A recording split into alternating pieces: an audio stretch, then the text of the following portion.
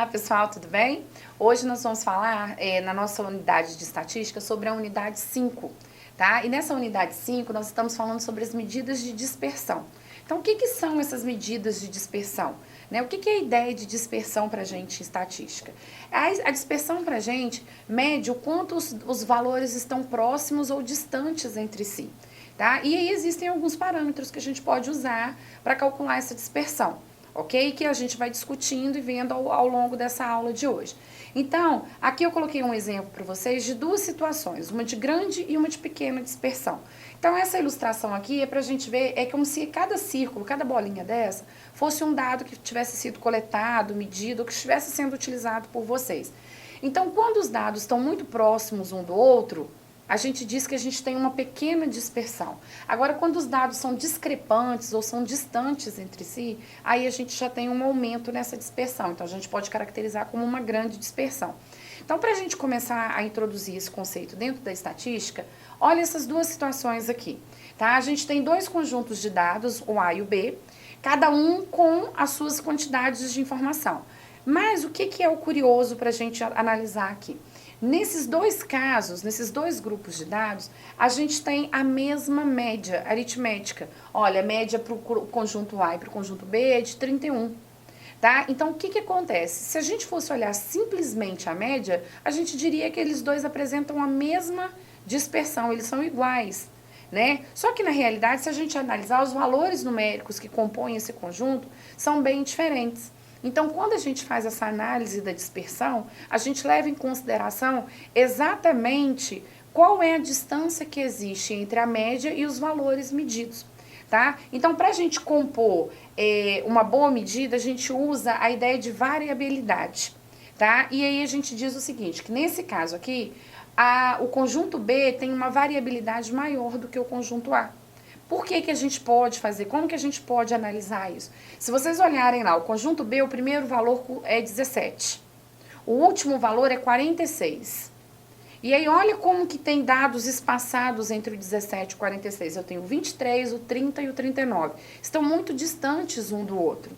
Agora, no conjunto A, o menor é 25 e o maior é 37, quer dizer, eles estão muito próximos um do outro. E os valores intermediários também são bem próximos uns dos outros. Então, isso a gente diz que eles estão mais juntinhos. Então, é como se eles estivessem sendo representados nessa primeira ilustração de pequena de dispersão.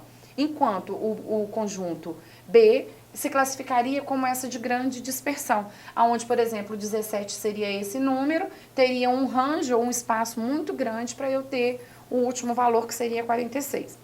Tá? Então, o que a gente vai estudar aqui de dispersão é com o intuito da gente ter uma boa representação de dados. Para a gente ter essa boa representação de dados, a gente precisa de uma boa medida de posição, que normalmente usamos a média, por isso que eu dei o exemplo para vocês da média, mas, né, adicionado a essa informação, uma medida de dispersão, que também, dentre as que nós vamos falar aqui hoje, a mais comum é o desvio padrão. Tá ok? Então, tudo que a gente vai discutir aqui hoje nessa aula, que eu vou apresentar para vocês, gira em torno do que se pode calcular de medidas de dispersão. E do que se trata essa dispersão, afinal de contas, né? A dispersão, de um modo geral, a gente pode dizer que é como se eu estivesse avaliando, tá, o grau de distância ou a medida de distância que existe entre a média e todos os valores que existem. O quanto que um determinado valor medido está distante ou próximo da média, tá? Porque a gente vai usar normalmente a média como uma medida de posição de referência. Então, aqui a gente tem uma ilustração para a gente perceber qual seria o significado das medidas de dispersão, tá? As mais comuns, primeiro, variância, desvio padrão, amplitude e o desvio médio, que eu vou comentar com vocês rapidinho, mas ele não é aplicavelmente em cálculo muito utilizado. Ele é utilizado para auxiliar no cálculo da variância e do desvio padrão, tá?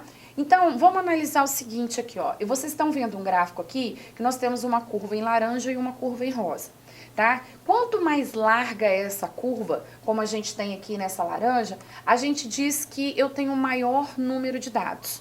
Se eu estreito essa curva a princípio, sem fazer nenhum tipo de tratamento dos dados, se eu diminuo essa curva, ou seja, se eu afino ela como é a curva em rosa, eu estou diminuindo a minha quantidade de dados. Então, a gente vai trabalhar em dois universos aqui hoje. O universo onde eu posso usar a população, que é um conjunto maior de dados, então é essa curva em laranja que está representando a nossa população.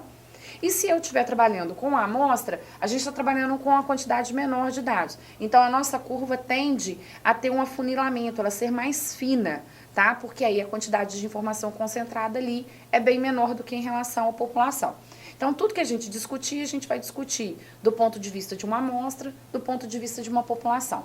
Primeira medida que a gente vai estudar, amplitude, que também é conhecida como intervalo ou range.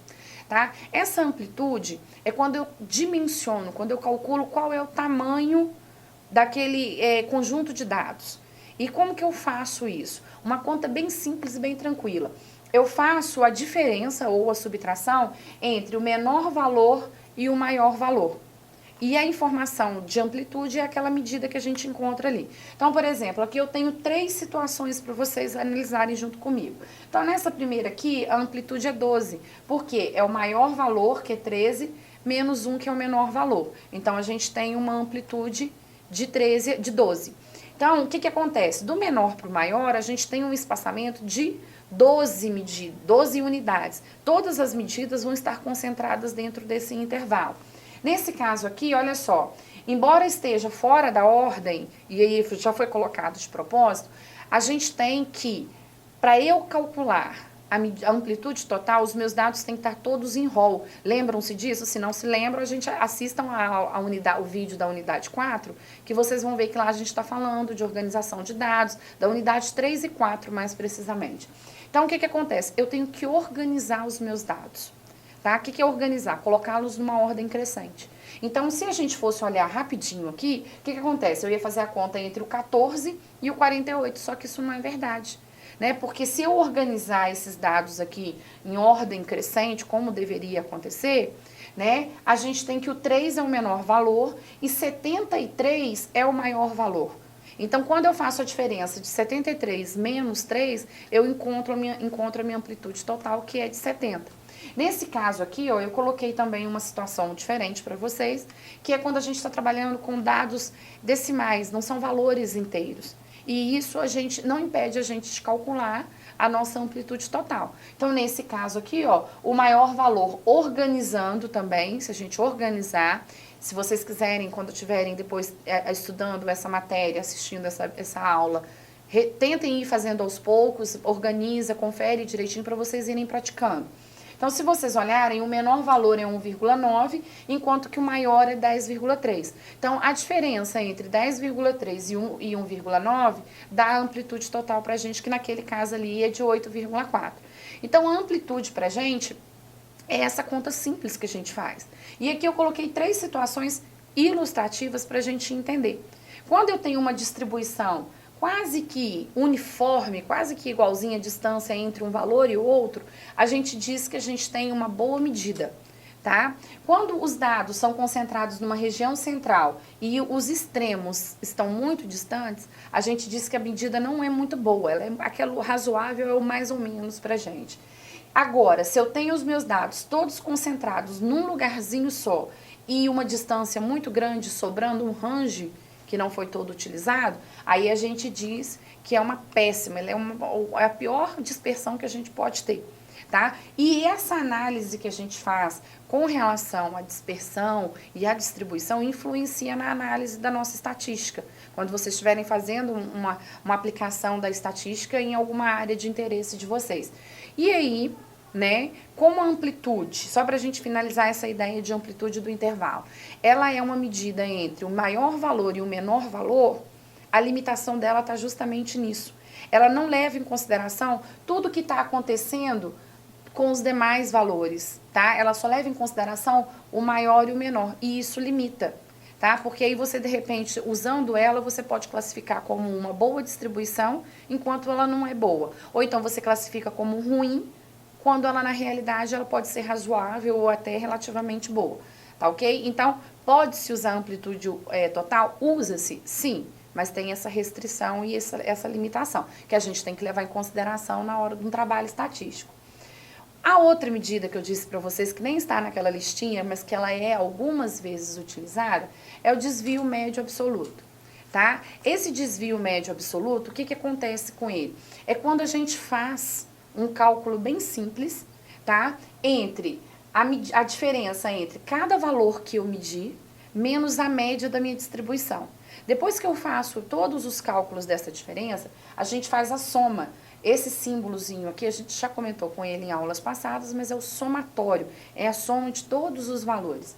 Depois que eu somo todos esses valores, essas diferenças, eu divido pelo valor total de medidas que a gente tem. O que acontece?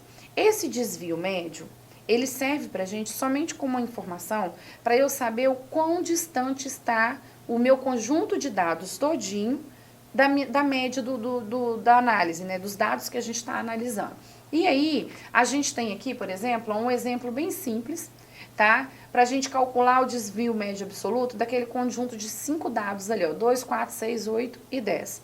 Para eu fazer isso, primeira coisa que eu preciso, da média. Então, só para a gente lembrar, tá ali, ó, a média dos dados simples, a gente soma todos e divide por N. Então, deu média 6.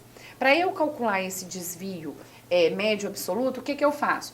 Essa conta que está aqui embaixo, vamos acompanhar comigo, ó. Eu peguei a média e fiz lá 4, que é o 2, que é o primeiro valor, menos 6. 2 menos 6 daria menos 4. Aí eu vou chamar a atenção para vocês de um detalhezinho da matemática, que são essas duas barrinhas que a gente tem aqui, que a gente chama de módulo. Tá? Quando a gente coloca um número entre essas duas barras da matemática, a gente está assumindo o valor absoluto. Por isso que se chama desvio médio absoluto. O que é esse valor absoluto? É um número sem sinal. Muitas vezes vocês aprendem isso no ensino médio como falando que o módulo de um número é sempre ele positivo. Isso é no popular, mas na realidade é porque a gente não atribui nem sinal de positivo e nem de negativo para o número. Então, o que nós fizemos lá? 2 menos 6, depois fizemos 4 menos 6, e assim por diante com todos aqueles 5 valores. E aí depois eu somei todos esses valores e dividi por 5, tá? Aí tem um fator curioso aqui. Por que eu dividi por 5 e por que eu não dividi por 6, né? Se eu estou mandando dividir por N e lá eu coloquei só os 5. É pra gente tomar cuidado, tá? Muita gente, eu tenho percebido, que às vezes confunde que aquele 6 lá é a média. Então, quem é divisível ali, quem é o divisor, é o número de dados, por isso que é 5. Então, eu somei todos os valores, dividi por 5 e encontrei o meu desvio absoluto médio, ou desvio médio absoluto, tá ok? Como esse é uma medida que não é muito utilizada, a gente nem vai falar muito, é só para vocês terem uma ideia de como que se trata. O mais importante começa agora, que são as medidas que a gente utiliza com uma certa frequência, que a primeira delas é a variância. O que mede a variância? O que significa essa variância? A variância, como está escrito aqui, ó, é a média quadrática da soma dos desvios em relação à média. Então, só para a gente voltar. É uma média quadrática que a gente faz em cima desse cálculo aqui, ó, do desvio médio absoluto. Então, quando eu apresentar para vocês a fórmula de variância, vocês vão encontrar uma semelhança com uma parte dessa daqui. Porque a variância, ela mede exatamente essa informação. O símbolo muito utilizado é o S ao quadrado, quando a gente fala de população. E quando a gente está falando de amostra, quando a gente fala de amostra é o S, e quando a gente fala de população é uma letra grega, que é esse símbolozinho como se fosse uma gotinha deitada, que é o sigma, tá? Então, S ao quadrado é amostra, sigma ao quadrado, população. Então, se a gente agora está falando de população e amostra, a gente vai começar a compor os nossos dados. Como vocês se lembram das unidades anteriores, a gente tem dados agrupados e dados não agrupados. Como que fica a variância para dados não agrupados? O sigma da população, que é o sigma ao quadrado, vai ser simplesmente o somatório de xi menos a média ao quadrado, dividido por n. Aí vamos voltar aqui, olha só. Olha o xi menos a média aqui, ó, que nós calculamos, que é uma parte do desvio padrão absoluto. Por isso, ele está exatamente lá na fórmula. Por isso que a gente não usa muito desvio padrão absoluto, o desvio médio absoluto, e usa muito a variância. Para a população, a gente usa o número total de medidas que a gente tem. Se a gente estiver falando de amostra, a diferença principal que vocês têm que reparar e que vocês não podem se esquecer, que quando eu estou falando de amostra, o denominador que era N se torna N menos 1. Tá? Esse N-1 vem de toda uma dedução matemática que os estatísticos fizeram para analisar que se eles tirarem uma unidade, o equivalente a uma unidade, eles estariam tirando só uma porção do todo, enquanto não estariam usando toda a população. Tá? Então, ó, a gente faz o mesmo cálculo na parte superior, no numerador da nossa equação, a diferença é o símbolo S para a amostra, ao invés de sigma para a população, e o N-1 que a gente trata quando é a amostra. Então, sempre que vocês encontrarem no enunciado de um exercício, numa situação, falando de amostra, você busca o N-1 no denominador. Se você está tratando de toda a sua população, você busca a fórmula com o N. Isso vai acontecer com todas as outras medidas que a gente tiver. Então, para a gente entender, vamos fazer esse exemplo aqui, ó, de dados não agrupados, né? Só para a gente lembrar, os dados não agrupados são aqueles dados em que eu posso colocar ele numa tabela, só que não tem intervalo de classe, tá ok? Então, como que ficaria a variância para a gente aqui? A gente precisa, olha só, de xi menos a média. Então, o que eu preciso lá primeiro, olha só, de calcular a média. Certo? Para eu calcular a média, eu somei 3 mais 5 mais 7 mais 4 mais 6, dividi por 5 e encontrei uma média igual a 5, tá? Aqui, por uma questão de hábito, eu sempre costumo montar separadamente todos os cálculos que eu preciso para depois eu substituir na fórmula. Então, o que eu fiz aqui, ó? Eu criei essa coluna onde primeiro eu diminuí 3 de 5, 5 da média, 7 da média e assim por diante. Então, notem que aqui a gente tem valores positivos e valores negativos. Que na segunda parte, o que eu tenho que fazer na fórmula? Elevar ao quadrado. Então, todo número elevado ao quadrado é sempre positivo. Então, o menos 2 se torna 4, menos 1, 1 e assim por diante. E aí, o que eu fiz aqui? A fórmula, para uma amostra, pede para eu fazer o somatório de todas essas diferenças aqui ao quadrado e dividir por n menos 1. Então, olha só, todas essas diferenças ao quadrado já foram calculadas nessa coluna. O somatório eu fiz aqui embaixo, que deu 10. N menos 1. Se lá eu tenho 5 dados, na realidade eu vou calcular com 4, porque eu estou falando de uma amostra. Então, a variância para uma amostra, nessa situação aqui, seria de 2,5. E se fosse uma população? Se fosse uma população, o numerador seria igual. E qual é a diferença? Dividiria pelo total de medidas, que no nosso caso é 5. Então, vocês podem notar que existe uma diferença entre a variância numérica, entre a variância para uma amostra e para uma população, tá? E de 0,5, muitas vezes, isso é super significativo em estatística. Tá? Então, a gente tem que saber, desde o início, estabelecer se estamos com amostra, se estamos com população e aplicar direitinho. E para dados agrupados, como que fica? Como que eu calculo essa variância? A diferença básica que existe entre o que se faz com amostra e o que se faz com população, ainda continua o N e o N menos 1. Agora, com relação à fórmula para dados agrupados e não agrupados, a gente insere um elementozinho, que é esse FI aqui, ó, que é a frequência simples da classe, tá? Então, é aquela frequência absoluta. Então, agora, além do xi menos a média ao quadrado, eu ainda tenho que multiplicar pela frequência simples. Então, como que fica? Olha só, temos uma tabela com intervalo de classe. Essa tabela com intervalo de classe, calculando a média, pela unidade 4, eu achei 5,8. Com essa média, o que eu faço agora? Eu vou calcular a distância que existe entre cada medida. Lembra que, só para a gente recapitular aí, ó, vamos buscar isso aí. Se vocês não lembram, de novo, sugiro, assistam novamente a unidade 4. Quando a gente tem desvio, quando a gente tem intervalo de classe, o xi que a gente usa na fórmula é o chamado ponto médio de uma distribuição, tá? É quando eu somo limite superior ao inferior e divido por 2. Então, aqui o meu xi é 1, 3, 5, 7, 9. São esses valores que vão ser subtraídos do 5,8, que é a média que a gente calculou lá. Depois que eu calculei todas essas medidas, ó, eu faço o somatório. Depois, o que eu faço? Tenho que elevar cada uma dessas medidas ao quadrado, porque a fórmula de variância pede isso. E, por fim, o que eu tenho que fazer? Multiplicar essa coluna aqui, que é a coluna de todas as distâncias elevadas ao quadrado, por cada uma das suas frequências aqui.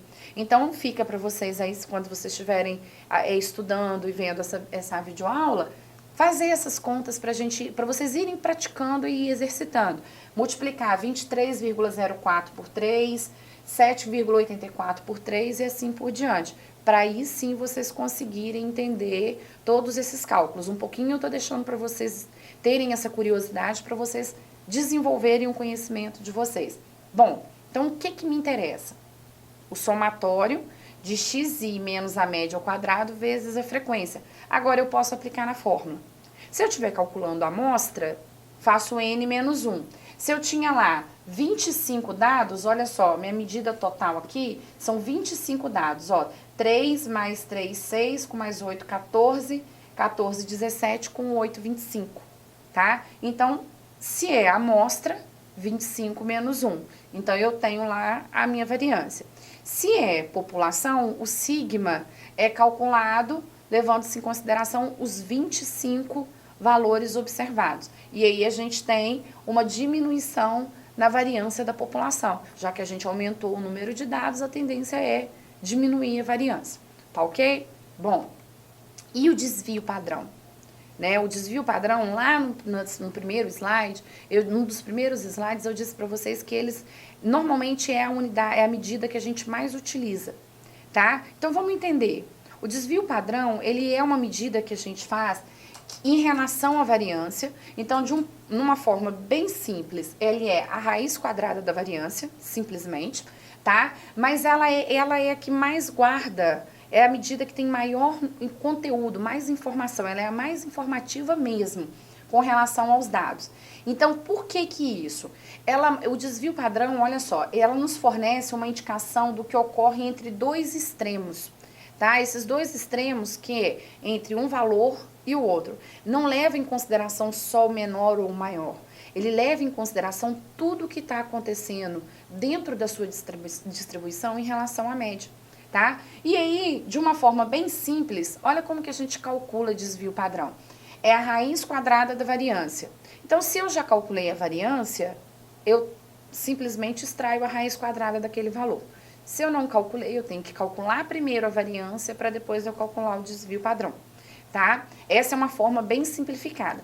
O importante para deixar para vocês aqui é que existem várias fórmulas que calculam a mesma coisa com perfis diferentes. Na nossa disciplina, a gente escolhe trabalhar com algumas fórmulas direcionadas. Existem outras maneiras de se calcular o desvio padrão, mas que têm o mesmo grau de complexidade, tá? Só que, por uma escolha didática, a gente escolhe trabalhar dessa maneira, tá ok? Bom, então vamos ver como que fica. Eu vou aproveitar aqui, ó, as duas variâncias que nós já calculamos na explicação de variância. Então, olha só, para dados não agrupados, quando eu trabalho com essa amostra aqui, eu tinha uma variância de 2,5. Se eu quero calcular o desvio padrão, eu extraio a raiz de 2,5 e encontro um desvio padrão de 1,41. Se eu estou trabalhando com a população, o desvio padrão passa a ser 1,58, porque é a raiz quadrada da medida que nós tínhamos lá, tá ok? Bom, aqui nesse caso, a gente teve uma trocazinha, mas é assim mesmo, tá? Não tem problema, não. Então, o que acontece aqui, ó? Os dados agrupados aqui, ó, tinha lá a nossa variância, extraiu a raiz, aproximadamente 2,77. Quando a gente falou de população, nós encontramos uma variância de 7,36 e, consequentemente, um desvio padrão de aproximadamente 2,71. Tá? Nesse caso aqui, a gente usa esse símbolozinho do tio, porque é aproximado, são valores irracionais, são valores que a gente arredondou para colocar aqui para vocês. Tá ok? Bom, então o desvio padrão é uma medida que tem uma importância muito grande. Vamos analisar aqui graficamente esses casos aqui, ó. Todos os casos que eu vou apresentar para vocês têm 7 medidas e mesma média. Aí, analisando o comportamento, olha como que fica. Nesse caso aqui, ó, todos os dados estão concentrados entre o 3 e o 5. Os 7 valores estão entre 3 e 5. Então, isso significa que eu tenho um desvio padrão praticamente nulo. E isso é o ideal para uma medida estatística. Nesse outro caso, olha só, eu já tenho os valores, eu aumentei, que era de entre 3 e 5, agora está entre 2,5 e 5,5. Aumentei o meu intervalo. Quando eu aumento o intervalo, eu aumento o desvio padrão. Aí, olha só esse outro caso. O desvio padrão já está igual a 1. Olha como que aumentou a variação, tá pelo menos a distribuição. Vamos analisar, ó. Aqui eu tinha os dados bem concentrados em quantidade e uniformemente distribuídos. A mesma quantidade nesses dois extremos e um pouco mais na região central. No terceiro caso, os extremos estão maiores e a região central está menor. Então, eu estou apresentando uma distância muito grande entre os dados. Isso caracteriza um desvio padrão elevado. Esse ali, então, nem se fala, seria o pior de todos. Por quê? Olha a distância que existe. Eu tenho um pouquinho concentrado no 1, uma quantidade boa no 1, uma quantidade boa no 7 e quase nada no 4. Olha a distância que existe, olha o espaçamento que existe entre os valores. Com isso, me torna impraticável calcular ou usar aqueles dados estatisticamente. Então, a gente pode dizer aqui, por exemplo, que o desvio padrão ele cresce quando a dispersão aumenta. E quando a dispersão diminui, o desvio padrão diminui junto. E que é o ideal dentro da estatística. Dispersão pequena, desvio padrão pequeno, tá? E significando ou analisando o que é o desvio padrão no gráfico, a gente interpreta da seguinte maneira. Eu tenho a média, que é essa linha vertical que divide exatamente aquela distribuição ao meio.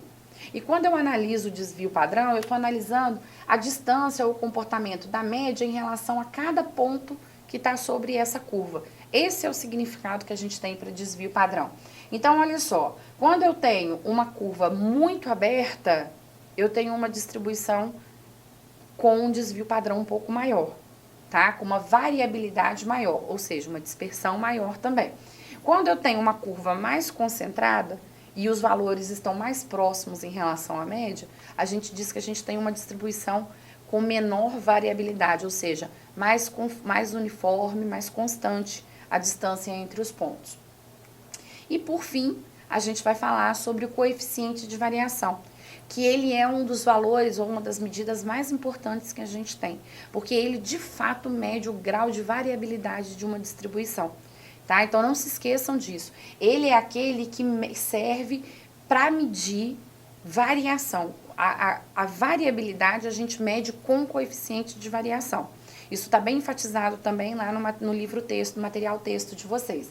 Então, olha só, como a gente está aproveitando o mesmo exemplo, para a gente calcular população, amostra e população, a gente continua usando o símbolo de S para amostra e de sigma para população. E a fórmula do coeficiente de variação é desvio padrão dividido pela média.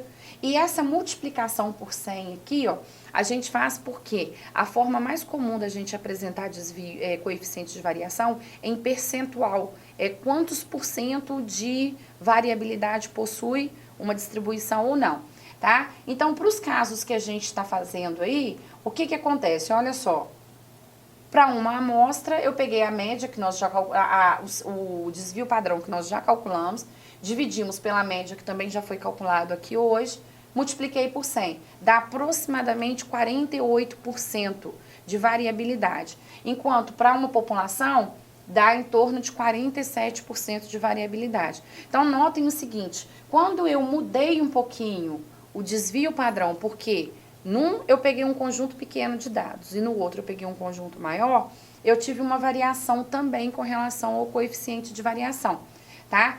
E aí, é muito comum a gente analisar se a partir desse coeficiente, se a nossa distribuição ou se a nossa estatística está uma boa estatística.